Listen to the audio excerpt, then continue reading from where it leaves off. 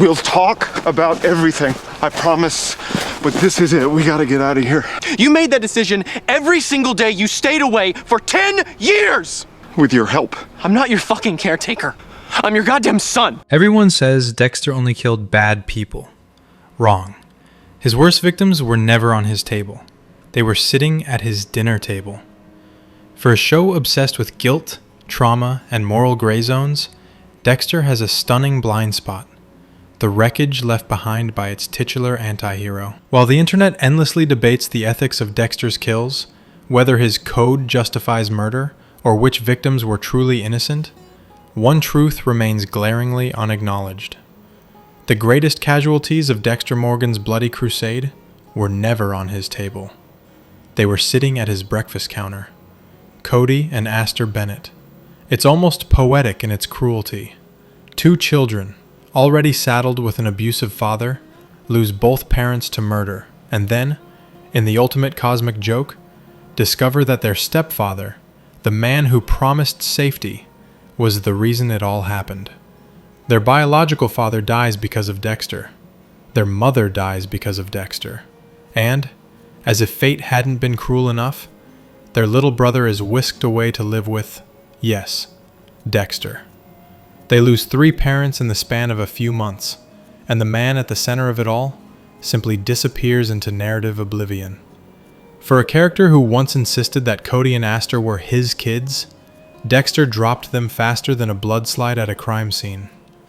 Before Season 5 even cools, they vanish from his life, and, more damningly, from the writer's memory.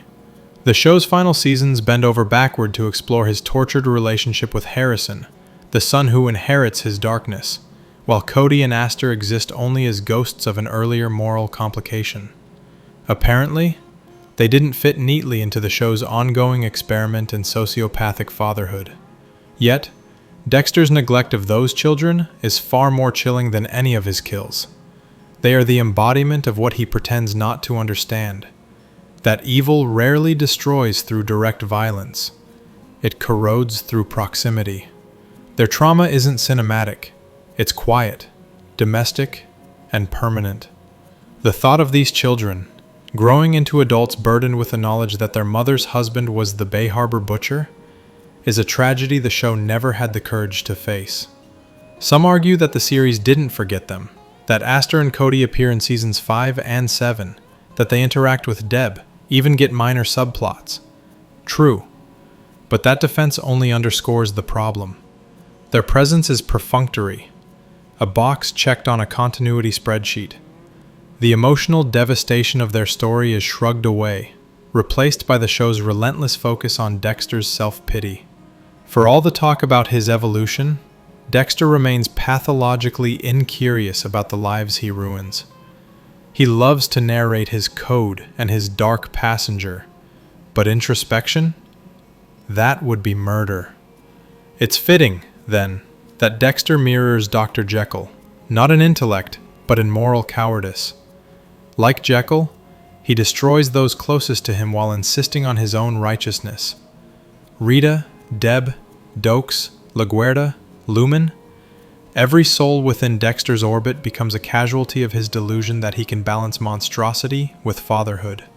Even Quinn, the show's last surviving moral compass, ends up lying and drinking his way through Dexter's collateral chaos. The difference between Jekyll's Hyde and Dexter's Dark Passenger is that Dexter has better lighting and voiceover narration. Of course, the fan debates rage on over which of Dexter's kills were innocent. The list is mercifully short. The infamous redneck in the bathroom, the man whose only crime was insulting Rita, is the lone truly blameless victim. It's an impulsive, savage act that strips Dexter of his pseudo-heroic veneer. Every other questionable kill, Liddy, Oscar Prado, even Officer Logan, can be explained away by self-defense or necessity. But the redneck's murder, committed in grief and rage, exposes the truth. Dexter's code is not morality. It's a coping mechanism for a psychopath who wants to feel principled. The show's moral gymnastics are astonishing. Fans bend logic to excuse murder if the victim once raised their voice, broke a law, or simply annoyed Dexter. Apparently, Threatening a serial killer voids one's claim to innocence. By that logic, the entire Miami Metro Homicide Department should have been on his table by season 3. Self-defense, yes. But moral justification? Hardly. There's a reason the show repeatedly reminds us that Dexter is an unreliable narrator. He kills not because he must, but because he can. Even the supposed mercy kills reek of rationalization. Camilla's euthanasia was a genuine act of compassion, but Deb's mercy was pure narrative convenience. Brain dead or not, Deb's death existed to tidy Dexter's story, not hers. He doesn't grant peace. He grants closure to himself. And then there's the hypocrisy of New Blood and its limp resurrection attempt. The series tries to reinvent Dexter as a man chasing redemption through fatherhood, conveniently forgetting that he's already abandoned 2 children.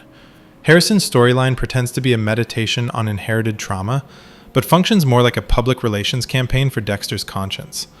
The show treats Harrison as Dexter's chance to get it right, as though the existence of Aster and Cody were a scheduling conflict rather than a moral failure.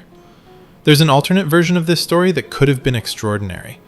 Imagine a finale where adult Cody or Aster tracks down Dexter, discovering the truth of the Bay Harbor butcher not from gossip, but from their own investigation. Imagine the exquisite irony of Dexter, finding one of them on his table, his past confronting his pathology.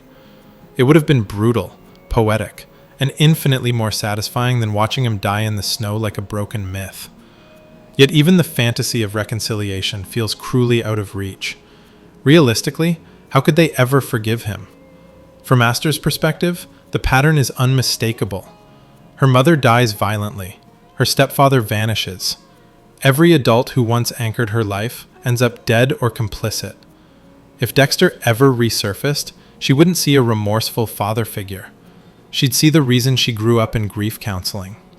And Cody, ever the more forgiving sibling, would likely find himself trapped between nostalgia and nausea. The tragedy of Dexter isn't that he dies. It's that he never learns. He imagines himself a guardian against evil, blind to the fact that his existence perpetuates it. The series spends years dissecting his compulsion, but refuses to examine its fallout. By the end, Dexter has killed villains, lovers, mentors, and strangers. But his most profound crime is emotional abandonment. If Dexter New Blood truly wanted to close the circle, it wouldn't have ended with a bullet from Harrison. It would have ended with Cody and Aster standing in that snow, watching the man who ruined their lives face the only justice he ever deserved. Recognition. Not vengeance, not catharsis. Just the terrible, silent understanding of children, who finally know what kind of man tucked them in at night. Until then, the series remains what it has always been.